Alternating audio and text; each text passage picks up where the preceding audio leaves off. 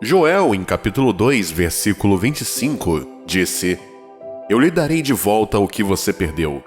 Uma vez perdido, não pode ser encontrado.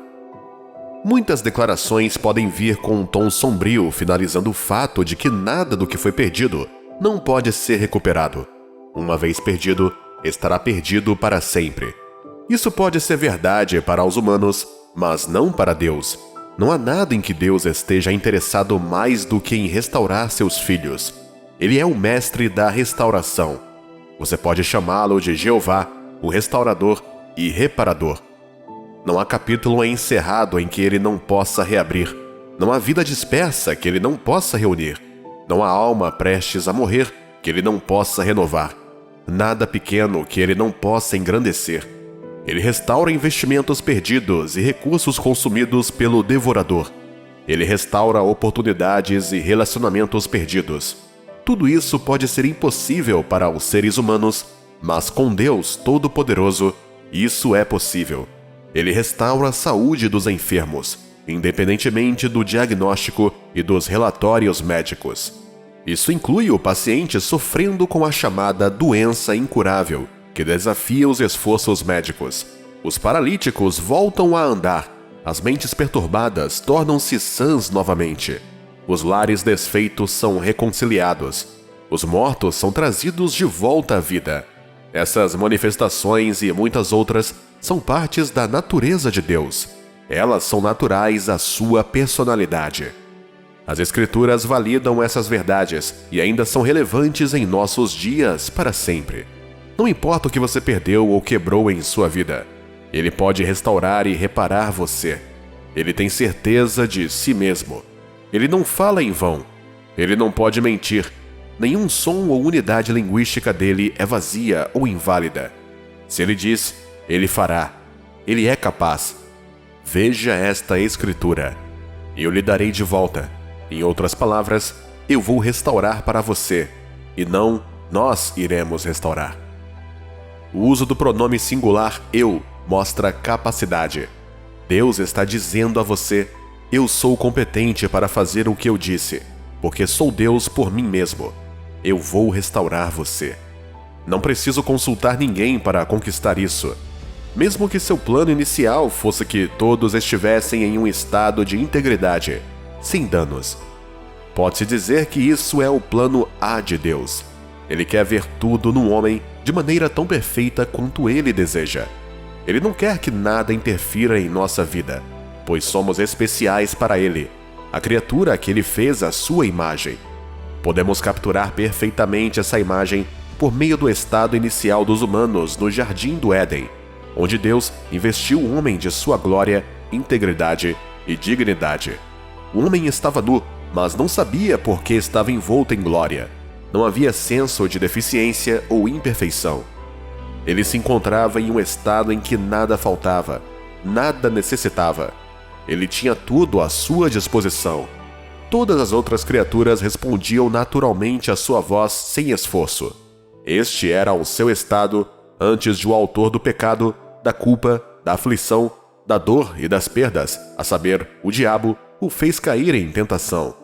Parecia que o diabo conhecia o valor daquele posicionamento divino mais do que o homem, o beneficiário. Foi por isso que ele fez todo o possível para seduzir o homem para sair daquele estado incrível, de tal forma que o homem não pôde fazer todo o possível para resistir ao diabo.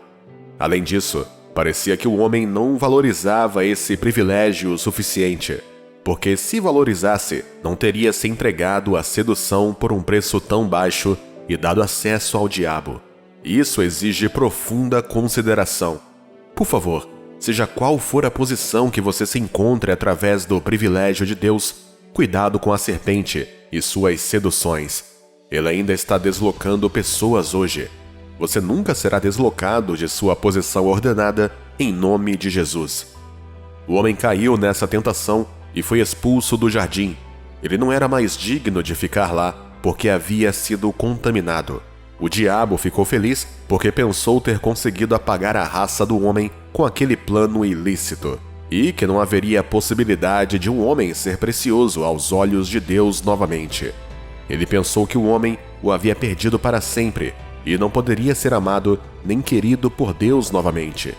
Mas Deus quebrou os planos do diabo quando se mostrou como sendo misericordioso e gracioso, que não precisa da opinião de ninguém para tirar o homem da condenação. Ele não precisa da opinião de Satanás para justificar e restaurar o homem. Satanás roubou a autoridade que não lhe pertencia no plano A e pensou que não havia mais nada a fazer. Nada. Toda a esperança se foi e se perdeu para o homem. Ele nunca soube que Deus tinha um plano B. Ah, que Deus poderoso nós servimos! Levante sua voz e celebre a misericórdia e bondade dele.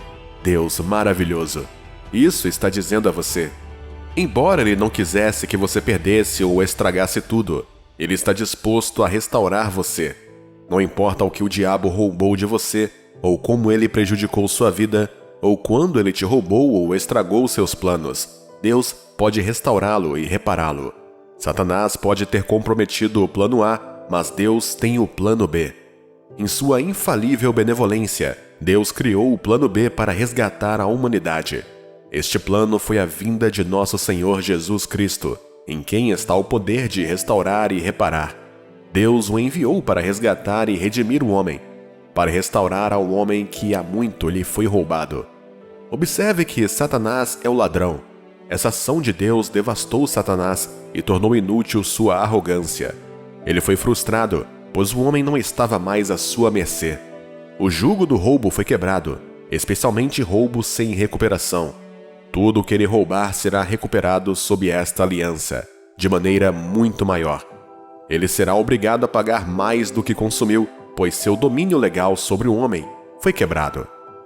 Esta nova aliança foi ratificada pelo derramamento de sangue na cruz do Calvário. Ao morrer na cruz, Cristo pagou o preço para restaurar por completo. Satanás, o tolo, nunca pôde negar a prova de que ele morreu. Diga a Satanás agora mesmo: você não pode negar a prova de que Cristo derramou o sangue dele para minha restauração, seja espiritual, financeira, saúde, física ou conjugal. Sob a provisão do plano B, sua restauração é como respirar. É um tratado eterno em que não há reversão ou quebra. Foi selado com o sangue do Filho unigênito de Deus. Que tipo de amor o Pai nos concedeu? A humanidade era um cativo legal de Satanás antes de Jesus Cristo derramar seu sangue para quebrar seu litígio e ilegalidade. O homem já esteve separado e longe do seu Criador, mas agora foi restaurado a ele. Hoje, bilhões nasceram de novo, foram purificados, redimidos, restaurados e revividos. Isso é possível sob o inesperado, inconquistável e irreversível plano B. Diga: por causa de Cristo, estou redimido, restaurado e reparado. Obrigado, Pai. Ei, Deus pode restaurar, custe o que custar. O que você perdeu? O que é aquela situação aparentemente irrecuperável? Deus pode restaurar independentemente do seu custo. Se ele foi capaz de pagar o maior preço sacrificando Jesus Cristo, seu único filho, para resgatar e reivindicar o destino do homem, o que ele não faria para restaurar você? Se ele não preservou o seu próprio filho para substituir o pior do homem pelo seu melhor, ele também não poupou nada para garantir a sua restauração. Na verdade, automaticamente pela redenção, você é restaurado. Você só precisa adequar a essa provisão a sua situação. Pegue, é seu. Seus ossos secos estão se levantando novamente. Deus sempre se interessou pela restauração de seus filhos. As Escrituras confirmam isso no livro de Ezequiel 37, onde Deus levou o profeta Ezequiel ao vale de ossos secos. Este vale retratava a situação dos filhos de Israel naquela época. Deus precisava mostrar ao profeta aquela cena horrível e sem esperança dos ossos secos, para que ele soubesse o grau deplorável da condição dos israelitas. Sabendo que o profeta havia visto o quão terrível e impossível a situação parecia, Deus lhe fez uma pergunta surpreendente. Versículo 3: Filho do homem, porventura viverão estes ossos? E eu respondi: ó Senhor Deus, tu sabes. Foi tão desesperador que ele teve que dizer a Deus que só ele sabia se seria possível ou não. Então Deus deu a ele a palavra de sua autoridade para falar aos ossos secos, e ele fez o que lhe foi ordenado. Pelo fato de Deus estar tão envolvido na situação deles, os ossos secos voltaram à vida e viveram novamente. Veja nos versículos 7 ao 10. No versículo 11, Deus revelou a eles que estava pronto para abrir suas sepulturas e trazê-los de volta ao que deveriam ser. O que estava morto e enterrado neles ressuscitou por ordem do Senhor. Deus também está dizendo a você agora mesmo que seus ossos secos se levantarão. Os ossos secos da sua vida espiritual, carreira, destino, negócios, finanças, ministério, família, entre outros, estes ossos secos estão se levantando novamente. Deus está trazendo de volta aquelas coisas perdidas e há muito tempo esquecidas. Aquilo que é importante e relevante para o cumprimento do seu destino e que Satanás destruiu está sendo reparado agora. Amados, toda a esperança não foi perdida. Lembre-se da condição da casa de Israel. Apenas acredite em Deus. Ele está pronto para quebrar o protocolo e trazer sua recuperação total, em nome de Jesus. Nosso Deus é um quebrador de protocolos. Ele pode ignorar as leis naturais e os procedimentos científicos para atingir o seu objetivo. Ele não precisa de nenhum esforço para fazer isso. Ele é um especialista neste aspecto desde sempre. Uma entre várias evidências empíricas disso também pode ser vista no livro 2 de Reis, capítulo 6, versículo 1 ao 7.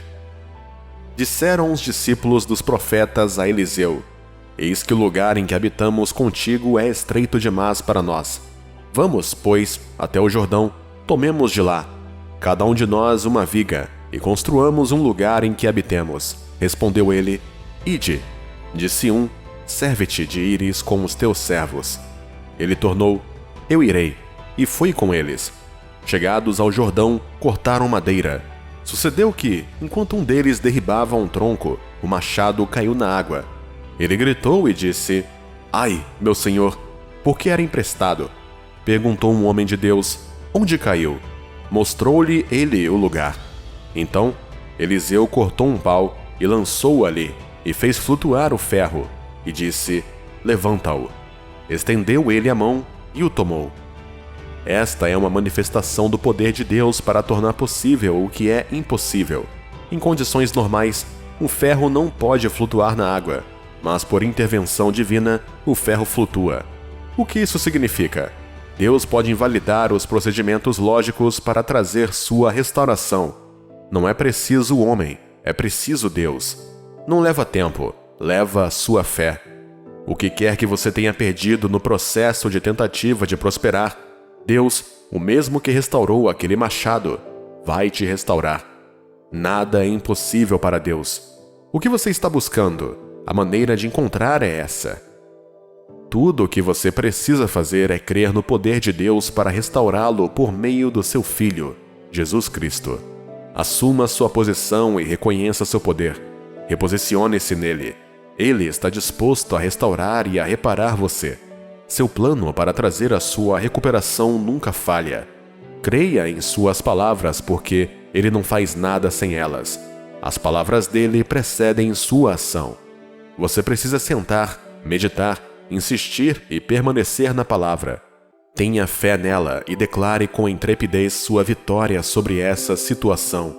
Lembre-se de que Deus pediu ao profeta Ezequiel que profetizasse de acordo com o seu mandamento. As palavras dele são os mandamentos. Nunca dê espaço ao diabo em sua vida. Ele perdeu o controle sobre você. O que quer que ele esteja fazendo ao seu redor agora, isso é ilegal. Ele é um criminoso. Prenda-o. Como um ladrão, sua missão é roubar, matar e destruir. Mas Jesus veio para desfazer esse plano. João capítulo 10, versículo 10. Eu, Jesus Cristo, vim para que tenham vida e a tenham em abundância. É um novo amanhecer de restauração e providência divina, em nome de Jesus.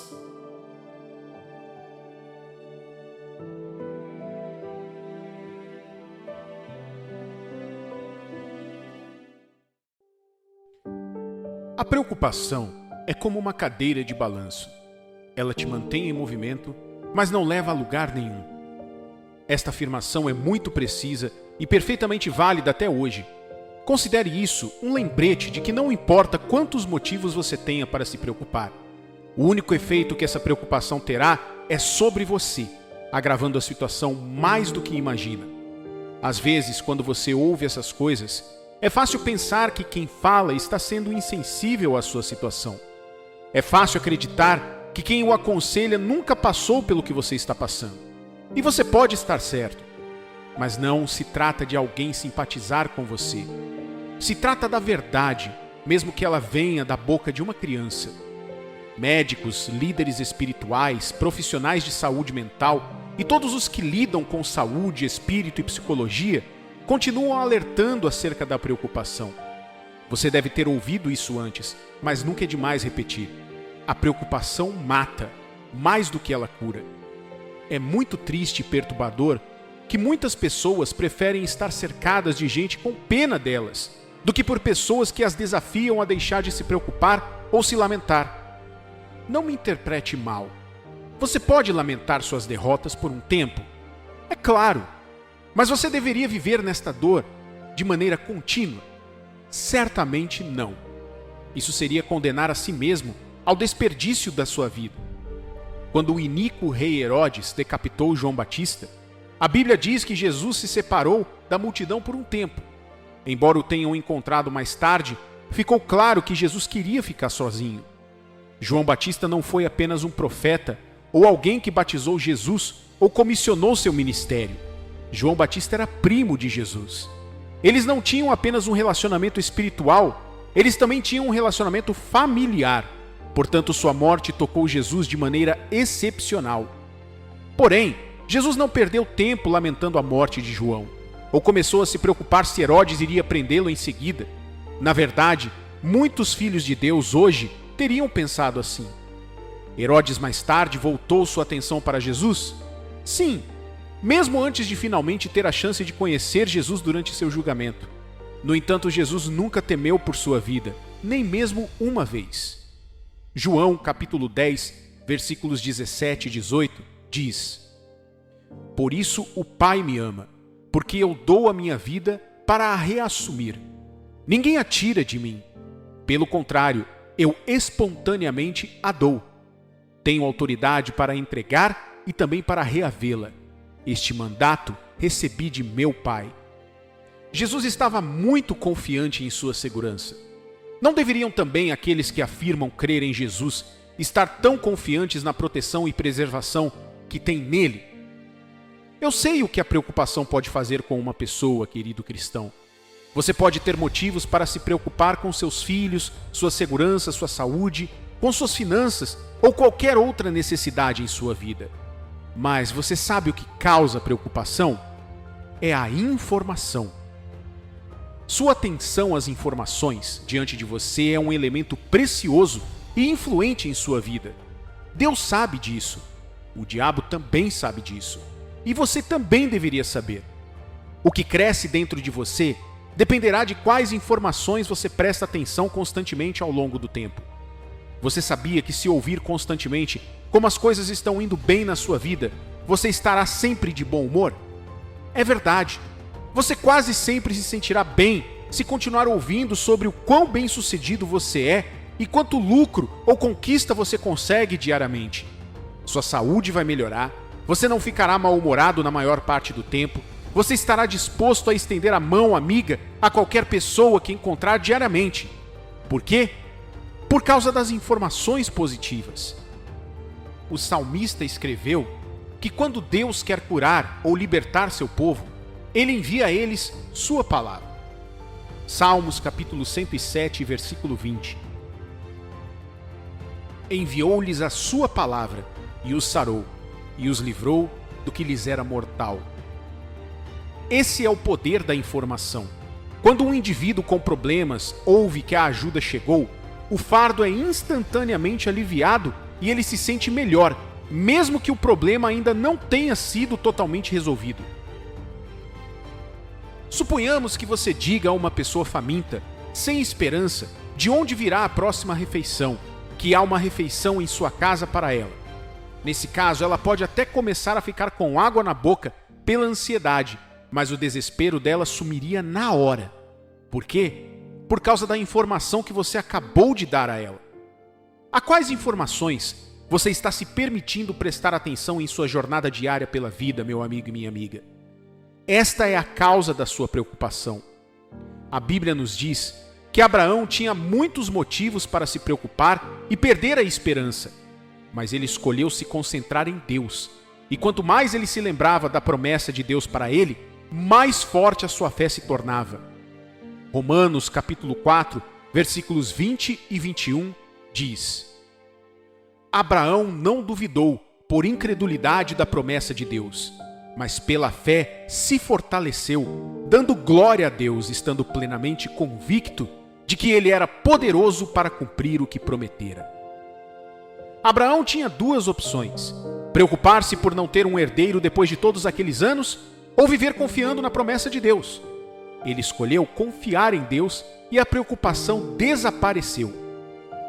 Ele encontrou força e esperança para viver enquanto manteve sua atenção na promessa até que ela se concretizasse.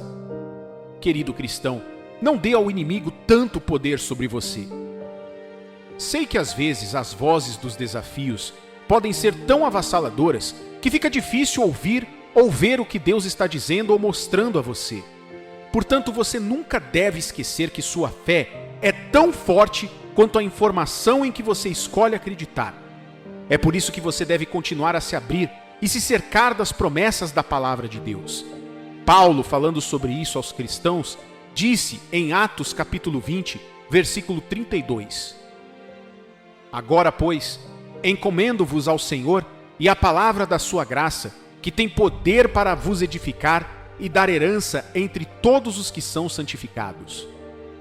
O que a palavra ou a promessa de Deus pode fazer por você? Elas podem te edificar. Você quer ser edificado em amor, fé, força, esperança, paz e serviço a Deus? A resposta está em seu compromisso com a palavra dele, a informação de Deus. Vejam, queridos irmãos, há tanta informação circulando hoje, há relatos de guerras, derramamento de sangue e violência em diferentes partes do mundo, informações sobre infidelidade, fracassos em casamentos, relatos de abominações e atrocidades cometidas por diferentes pessoas, várias exibições de sistemas políticos e de justiça falidos e desordem em todos os lugares. Informações sobre doenças, enfermidades e morte estão por toda parte. Todos agem de uma forma ou de outra hoje por causa do tipo de informação que ouvimos continuamente. Portanto, o apóstolo Paulo escreve: em vez de se comprometer com essa informação sendo divulgada por todo lugar, onde você fica preocupado ou com medo de apertar as mãos, amar, viajar, ajudar ou servir aos outros, comprometa-se com a palavra de Deus. O que diz a palavra dele? Deus diz algo sobre o que você está passando? Como você se apega à palavra? O que você deve fazer para se preparar para as manifestações de Deus? Essas são as perguntas que nascem da confiança em quem Deus é e no que Ele pode fazer.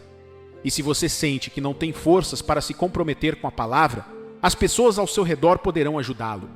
Os cristãos geralmente não sabem que as pessoas com as quais nos cercamos têm um impacto significativo sobre nós, especialmente nos dias em que nossa alma se sente abatida. A Bíblia diz que uma pessoa perseguirá 1000 inimigos, mas 2 perseguirão 10.000. Existe um grande poder quando você se cerca de pessoas que podem lembrá-lo de olhar sempre para o alvo. Durante seu tempo no deserto, os filhos de Israel perderam muitas pessoas com a ira de Deus por causa desse mesmo problema. Não apenas isso, mas Deus também aumentou a viagem deles em 40 anos. Por quê? Porque a informação que um grupo trouxe de uma expedição os fez entrar em pânico e duvidar da capacidade de Deus. Moisés havia enviado 12 homens de cada uma das tribos de Israel para espionar a terra de Canaã e trazer notícias.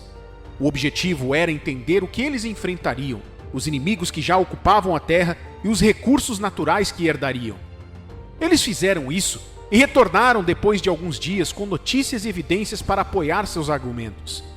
A terra era realmente boa para eles, assim como Deus havia dito. Eles genuinamente floresceriam ali. Eles até trouxeram de volta um gigantesco cacho de uvas que levou 2 homens em ambos os lados de uma longa vara para poder carregar. Os frutos eram enormes. Tenho certeza de que, se você fizesse parte de Israel naquele dia, ficaria super empolgado em simplesmente ir e possuir a terra, porque acreditaria que Deus estava confirmando suas promessas. Quem dera tivesse sido essa toda a informação que eles trouxeram. Mas havia mais. Depois de dizerem tudo isso, eles acrescentaram que não podiam ir porque a terra era impossível de ser conquistada. Por quê? Porque os descendentes de Anak, os gigantes, estavam lá. Os homens de Israel se sentiam como gafanhotos aos olhos daqueles gigantes. Ouvir aquilo deve ter sido muito chocante. Achei que você tinha acabado de dizer que a terra era tudo o que Deus nos disse que era. Eu pensei que você apenas mostraria todas as possibilidades que nos esperam lá. Você disse que Deus havia abençoado a terra. Não foi isso que você disse? Por que então você está dizendo todas essas coisas para nós? Isso começou a causar medo e pânico entre os filhos de Israel. Lembre-se, essas foram as palavras vindas de pessoas que estiveram lá. Então não era como se estivessem blefando. De fato, era motivo suficiente para se preocupar. No entanto, Josué e Calebe acalmaram o povo. Eles disseram aos israelitas que os gigantes e os outros locais eram como pão, pois Deus havia dado a terra a Israel. Os 2 até mesmo disseram que todos deveriam subir imediatamente e tomar a terra. Lembre-se que eles eram 12. Portanto, parece haver um conflito de informações aqui. Assim como temos em todo o mundo hoje. As vozes que queriam que a nação temesse eram mais do que aquelas que encorajavam o povo. Números capítulo 14, versículos 6 ao 10 diz: E Josué, filho de Num, e Calebe, filho de Jefoné, dentre os que espiaram a terra, rasgaram as suas vestes e falaram a toda a congregação dos filhos de Israel, dizendo: A terra pela qual passamos a espiar é terra muitíssimo boa. Se o Senhor se agradar de nós, então nos fará entrar nessa terra e nos dará, terra que mana leite e mel. Tão somente não sejais rebelde contra o Senhor e não temais o povo dessa terra, porquanto como pão os podemos devorar. Retirou-se deles o seu amparo. O Senhor é conosco, não os temais. Apesar disso, toda a congregação disse que os apedrejassem. Porém, a glória do Senhor apareceu na tenda da congregação a todos os filhos de Israel. E adivinha só, assim como acontece hoje, todos se voltaram contra Josué e Calebe. Veja, é assim que o diabo trabalha. Ele quer te manter preocupado. Então ele se esforça para silenciar todas as vozes de esperança e encorajamento ao seu redor. Às vezes, ele até torna difícil para você ver qualquer sentido em confiar em Deus.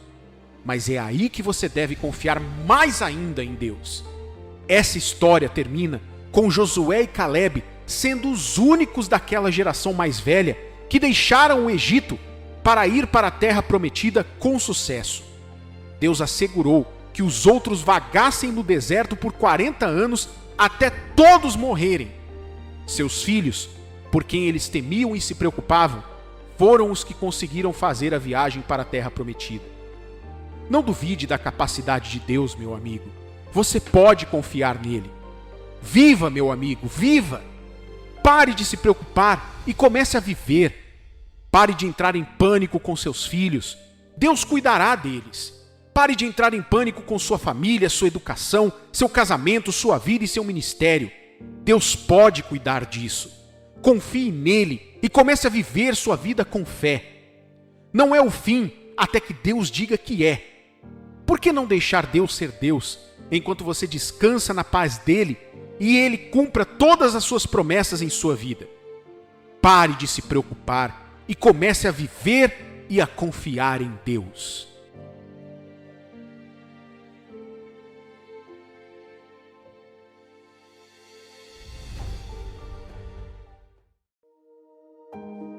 Ao fazer sua jornada pela vida, você se deparará com certas realidades que te ensinarão os caminhos e padrões de Deus, bem como a autossabotagem ou vontades carnais que vão contra os padrões de Deus. Essas vontades carnais são, em sua maioria, sensuais e contrárias à vontade e aos padrões de Deus. Elas satisfazem nossa carne e mente, mas a poluem de tal forma que desagradam a Deus e nos destroem. Essas indulgências desagradam a Deus porque, com o tempo, tornam-se hábitos que nos prendem e um estilo de vida que nos destrói pouco a pouco. O problema desses hábitos, principalmente os impuros, é que eles escravizam você, te mergulhando em um mundo de completa escuridão, difícil de se libertar, e onde você luta contra a culpa e as depressões, ficando estagnado por muito tempo. Embora os hábitos não sejam impossíveis de quebrar, eles podem parecer assim para quem é escravizado por eles.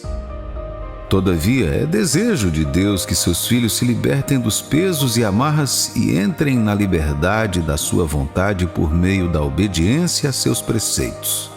Por exemplo, a Bíblia diz em 1 João capítulo 3, versículo 8: aquele que pratica o pecado procede do diabo, porque o diabo vive pecando desde o princípio.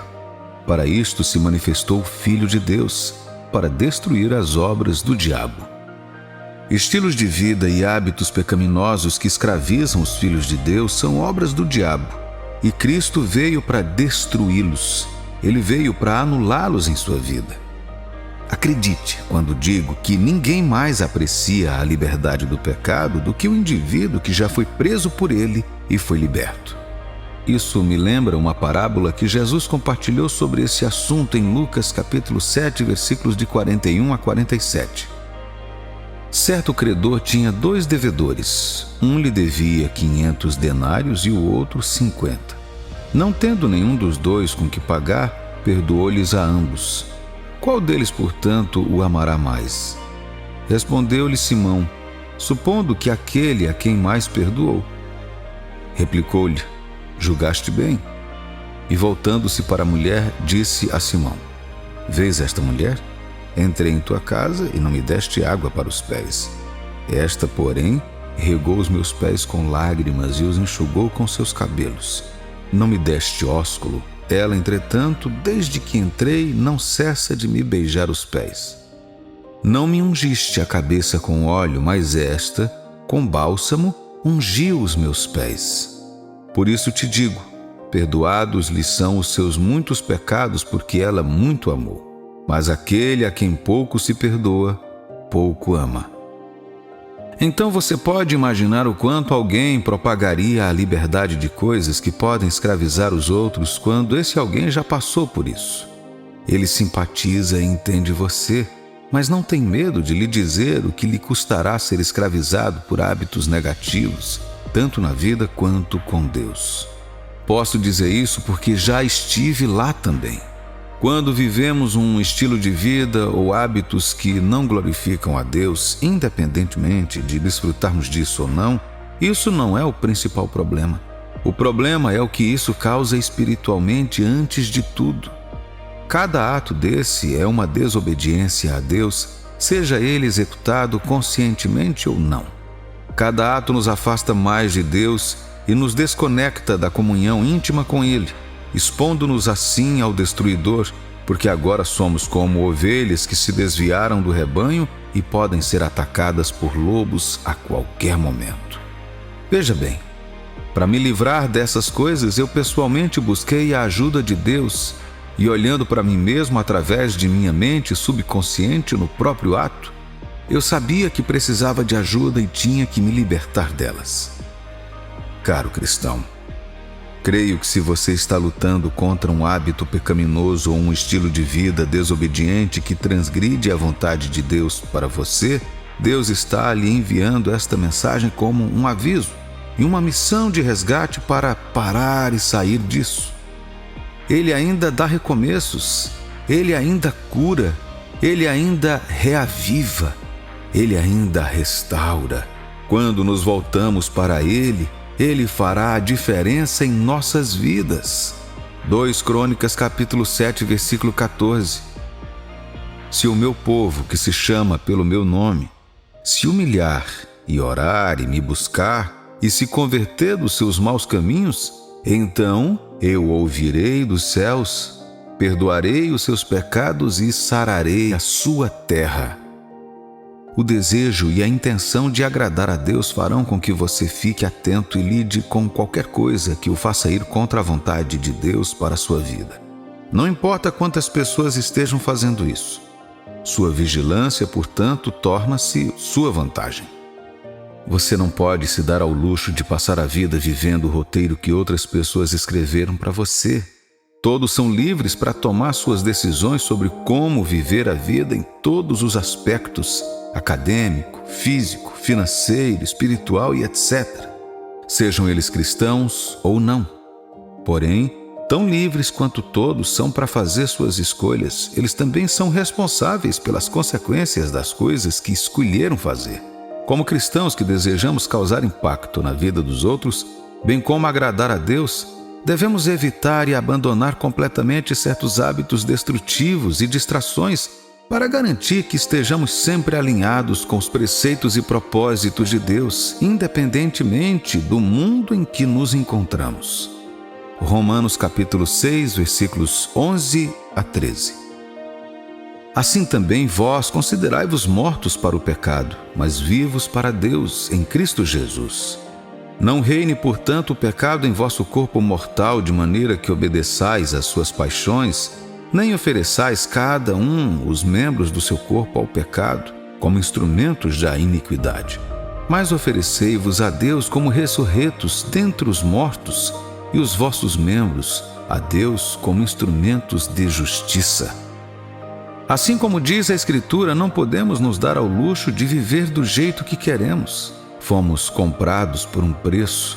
Embora tenhamos o poder de tomar nossas próprias decisões e escolhas, também somos responsáveis perante Deus, que nos salvou por meio do sacrifício de seu Filho, Jesus Cristo.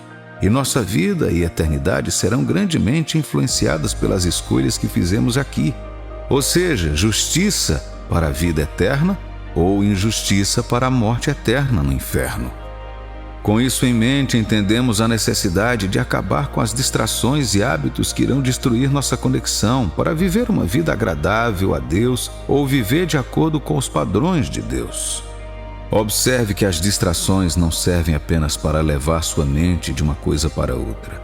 Elas querem desconectá-lo de Deus e impedi-lo de cumprir seu propósito divino na terra. Satanás sabe algo sobre a glória de Deus sobre nossas vidas e, para nos impedir de brilhar na luz de Deus, ele traz distrações para nos desviar de olhar para o plano divino de Deus para nossas vidas ou de viver de acordo com ele.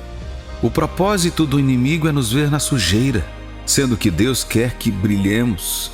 Devemos cumprir nossas devidas diligências, diminuindo as atividades barulhentas do mundo por meio de um relacionamento constante com o Senhor e Sua Palavra, para permitir que a luz de Deus brilhe através de nós. A Bíblia diz em João capítulo 10, versículo 10: O ladrão vem somente para roubar, matar e destruir. Eu vim para que tenham vida e a tenham em abundância.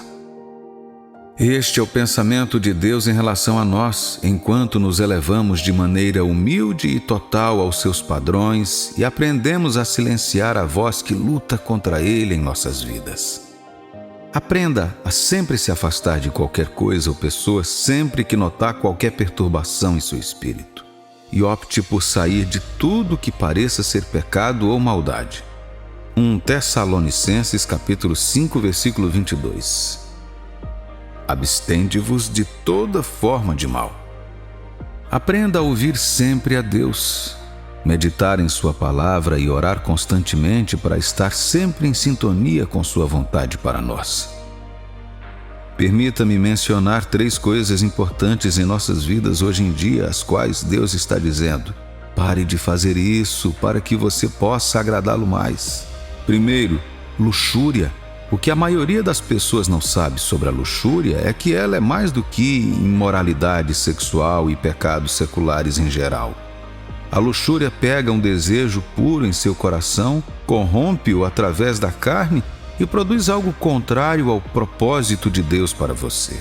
Por exemplo, você sabia que o egoísmo e a ganância têm suas raízes na luxúria? Você sabia que as guerras e as divisões começam a partir dos desejos corrompidos que abrigamos dentro de nós? Quando as pessoas estão dispostas a fazer o que for preciso para ter algo, mesmo que isso signifique comprometer os padrões honestos, ferir os outros ou se perder no processo, você sabe que é a luxúria que está provocando tudo isso.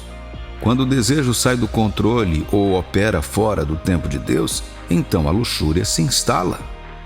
Deus está dizendo para você se libertar da luxúria hoje.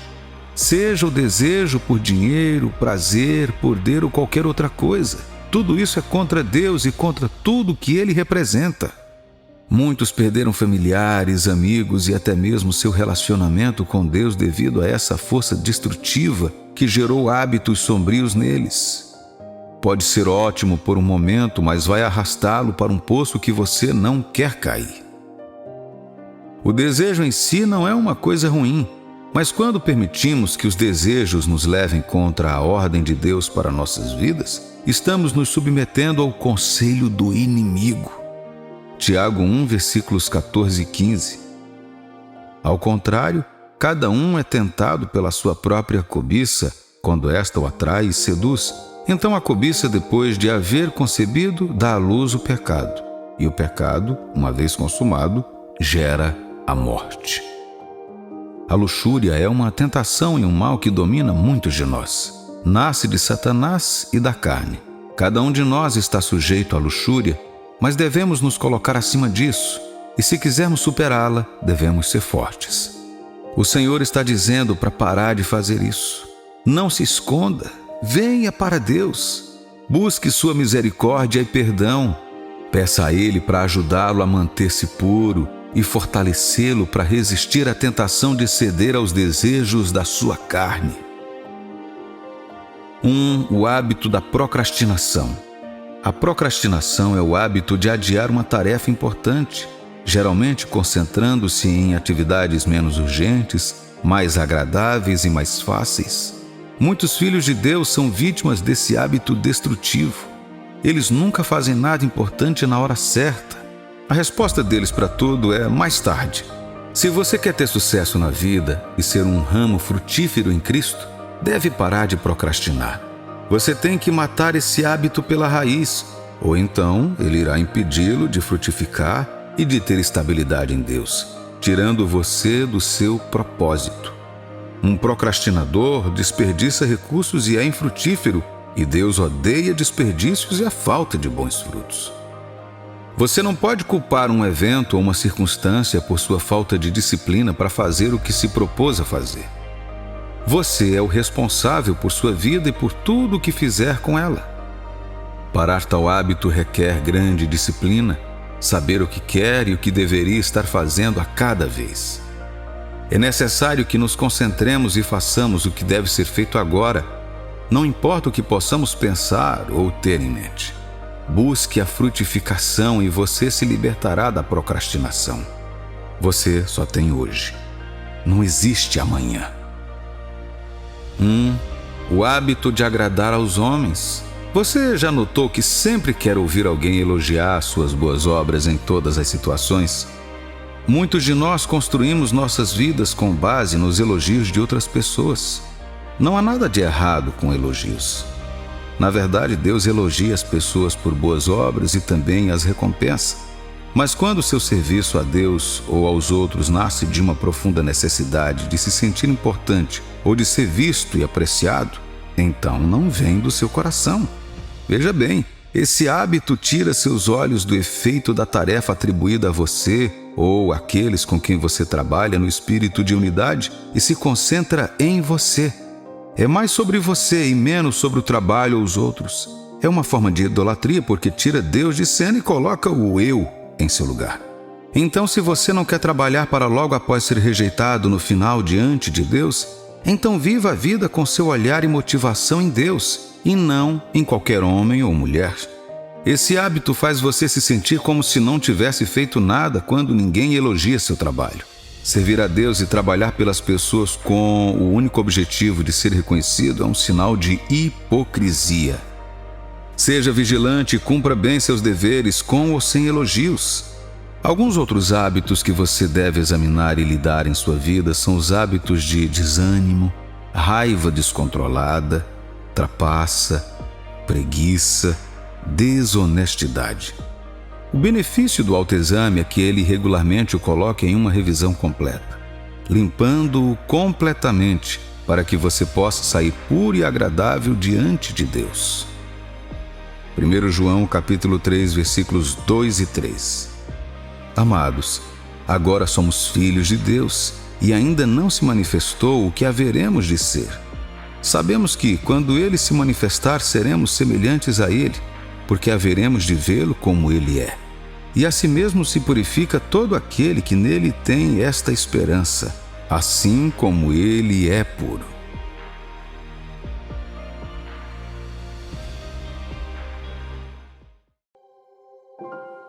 Uma mentalidade vencedora é uma mentalidade de crescimento que aumenta a cada ramificação.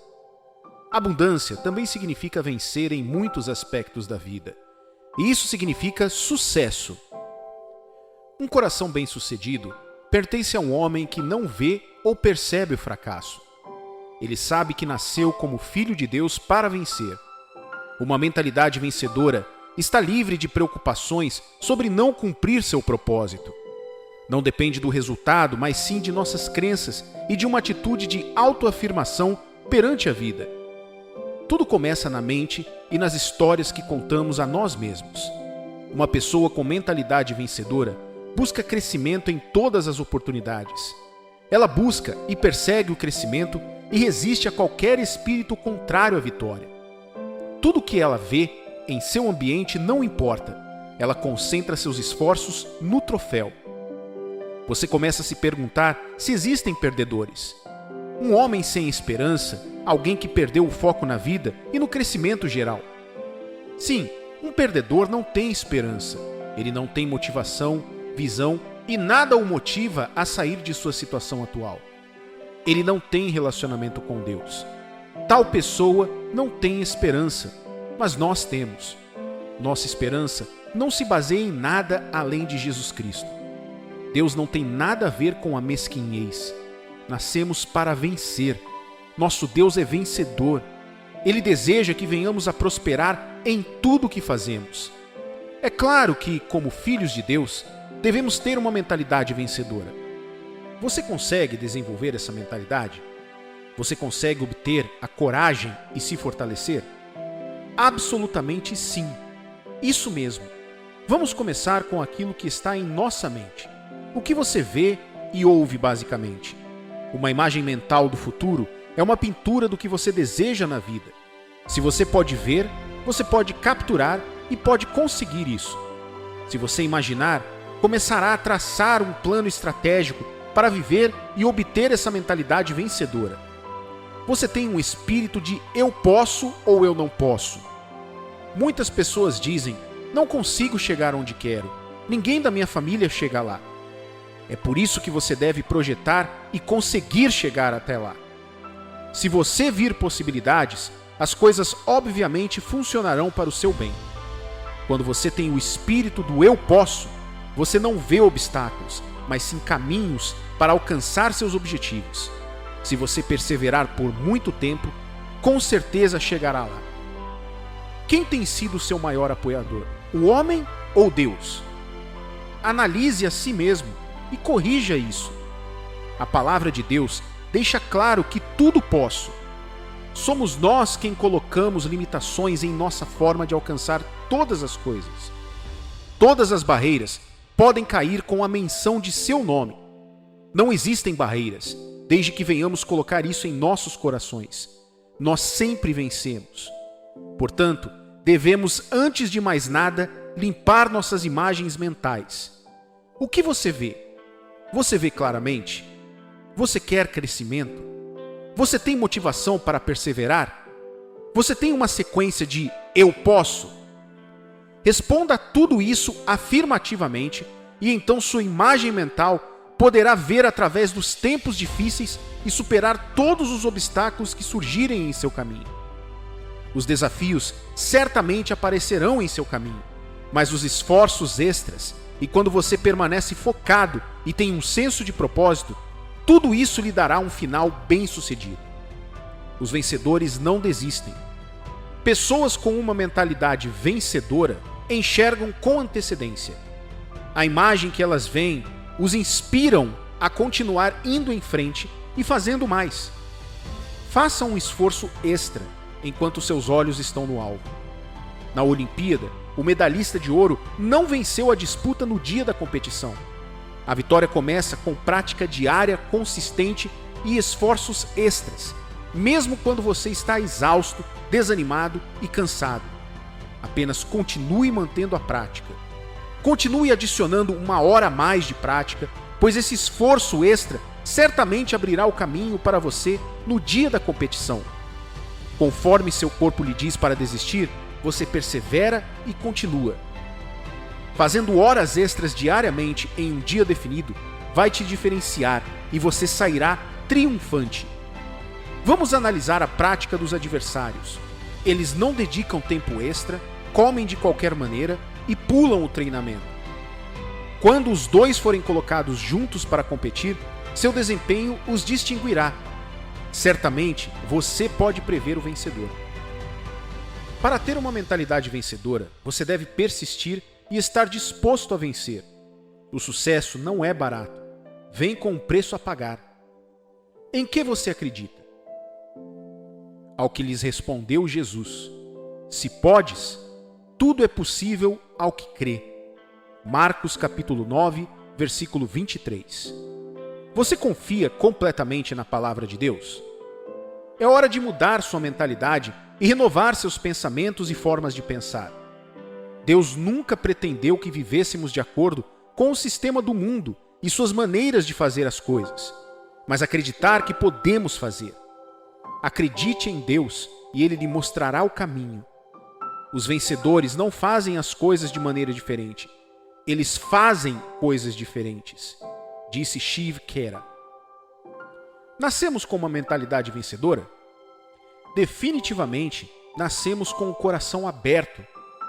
Mas as circunstâncias e situações da vida nos prepararão para uma mentalidade vencedora ou focaremos nas situações da vida. Não aumente os desafios, porque esse não é o propósito da criação. Fomos criados com um propósito e para vencer as batalhas da vida, não para perder ou ser péssimos em nossas circunstâncias. Você é um vencedor. Comece a pensar como um. Cultive o hábito de vencer, focando no Deus Todo-Poderoso para obter força do alto. Peça a Deus, que tudo pode fazer, para te ajudar. Somente Ele é o mentor da criação. Ele nos dá o manual. Aproxime-se de Deus. Além disso, devemos evitar distrações e dizer a nós mesmos que podemos fazer todas as coisas. A energia para seguir em frente te envolverá. Assim que você percebe que as distrações são ruins, elas matam a mentalidade vencedora. Livre-se das distrações e concentre-se. Precisamos de entendimento em nossa jornada pela vida, e esse entendimento é encontrado na palavra de Deus. O homem pode prometer e falhar, mas Deus faz exatamente o que diz. Portanto, encha-se da palavra de Deus para obter entendimento e livre-se de várias direções. Existem muitas questões ou desafios que podem prejudicar uma mente de vencer, mas desvie os olhos dos desafios e tenha um grande senso de responsabilidade. Assuma a responsabilidade por tudo o que acontece em sua vida. Seja deliberado sobre a vida. Jogar o jogo da culpa não é uma boa ideia. Assuma o controle e você verá uma mudança positiva. Vejamos como mudar nossa mentalidade com as escrituras no livro de Josué, capítulo 1, versículos 7 e 8.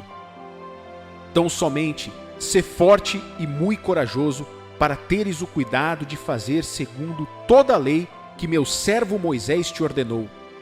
Dela não te desvies, nem para a direita, nem para a esquerda, para que sejas bem-sucedido por onde quer que andares. Não cesses de falar deste livro da lei. Antes, medita nele dia e noite, para que tenhas cuidado de fazer segundo tudo quanto nele está escrito. Então, farás prosperar o teu caminho e serás bem-sucedido. Você deve ser forte e corajoso. A palavra de Deus entende que haveria necessidade de coragem, por isso propôs antes do tempo. Tudo o que precisamos é aplicar isso a uma mentalidade vencedora focada, proposital. Seja forte para vencer as batalhas da vida. Sem coragem, é difícil ter uma mentalidade vencedora. A coragem é uma ferramenta vital para os vencedores. Você deve ter o cuidado de obedecer à Bíblia. A obediência à palavra de Deus é fundamental, não confiando em nossas convicções. Dia e noite, medite na palavra de Deus. Este é o manual original para tudo. Ter uma mentalidade vencedora se forma por dentro. É preciso muito esforço extra, pois você pode não ver, mas se você tiver uma mentalidade vencedora, fará funcionar. Muitos anos atrás, um amigo meu, que veio de uma origem muito pobre, me contou sua história. Ele compartilhou comigo sua mentalidade vencedora. Não está claro como ele passou de zero a herói. Ele foi impulsionado por seu pai doente na cama do hospital, porque não podia pagar a conta ridícula que tirou a vida do pai. Ele ficou furioso porque era o primogênito da família. Ele não conseguiu juntar dinheiro para pagar a conta. Segundo ele, estava falido. Ele desafiou a si mesmo que este era o fim da pobreza em sua linhagem. Na verdade, acabou com a pobreza, porque com determinação e perseverança, hoje ele comprou uma das melhores casas para sua mãe na cidade de Abuja, na Nigéria. Ele é excepcionalmente um destaque em sua escolha nos negócios e como treinador que influencia milhares de jovens. Ele viajou dentro e fora do país, mudando vidas e encorajando pessoas a mudarem de ideia sobre vencer como cristãos e até mesmo incrédulos que desejam mudanças na vida. Mas Deus não faz acepção de pessoas. Ele ama a todos e deseja que venhamos a glorificá-lo. Jeremias capítulo 29, versículo 11.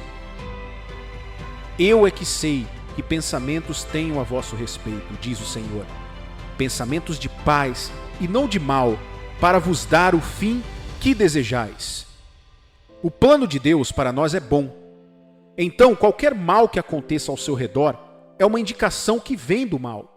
Portanto, jogue fora e esteja determinado a vencer a todo custo. Os planos de Deus para nós são bons. Olhe para ele e obtenha uma imagem clara. Não olhe para os obstáculos, mas para os resultados. Você está pronto para ter uma mentalidade vencedora? Você tem certeza de que está disposto a trabalhar com Deus e com a direção dele? Então, a hora é agora. Vamos indo. Nós estamos prontos. Esteja determinado a vencer. Não sabeis vós que os que correm no estádio, todos na verdade correm, mas um só leva o prêmio? Correi de tal maneira que o alcanceis. 1 Coríntios, capítulo 9, versículo 24. Então corra a fim de alcançar. O que ele está dizendo aqui é que devemos viver nossas vidas como se estivéssemos participando de uma corrida na qual há apenas um vencedor e estamos determinados a ser esse vencedor. Não, ele não está dizendo que devemos competir com todo mundo, mas ele está dizendo que os vencedores se tornam vencedores porque primeiro estão determinados a ser. Você deve estar determinado a vencer antes de poder. Você tem alguém com quem está competindo? De jeito nenhum. Você está competindo consigo mesmo. Então, prepare-se para ser um vencedor. Obtenha a sua visão. Qual é o tamanho da sua visão? Pegue a direção certa e aplique todos os planos estratégicos para ter uma mentalidade vencedora. Olhe para o Deus Todo-Poderoso e remova os obstáculos do seu caminho. Vencer é o alvo. Continue se destacando em todos os seus caminhos. Não tenha medo. Um coração destemido é um coração vencedor. Não alimente nenhum medo. Por trás desse medo está um sucesso. Vença o medo tendo uma mentalidade vencedora. Não se associe com aqueles que não estão indo a lugar nenhum. Os pessimistas dirão o que o seu coração quer ouvir. Eles vão desencorajá-lo, mas não importa. Continue superando todas as tempestades da vida, pois a tenacidade não deve permitir que você desista. Não reclame ou murmure. Esteja entre as pessoas que encorajaram seu novo crescimento. Não esteja entre aqueles que lhe dirão que você não pode fazer isso. Tenha um mentor que possa encorajá-lo nas fases difíceis da vida. O murmúrio não leva a lugar nenhum. Ele desencoraja as pessoas. Vista-se do amor de Deus e vença as batalhas. Se a sua mente estiver equilibrada, você poderá fazer tudo. Todo bom e perfeito dom vem do alto, descendo do Pai das luzes celestiais, que não muda como sombras inconstantes. Romanos capítulo 8, versículos 28, 29. Sabemos que todas as coisas cooperam para o bem daqueles que amam a Deus, daqueles que são chamados segundo o seu propósito. Porquanto, aos que de antemão conheceu, também os predestinou para serem conformes à imagem de seu Filho, a fim de que ele seja o primogênito entre muitos irmãos.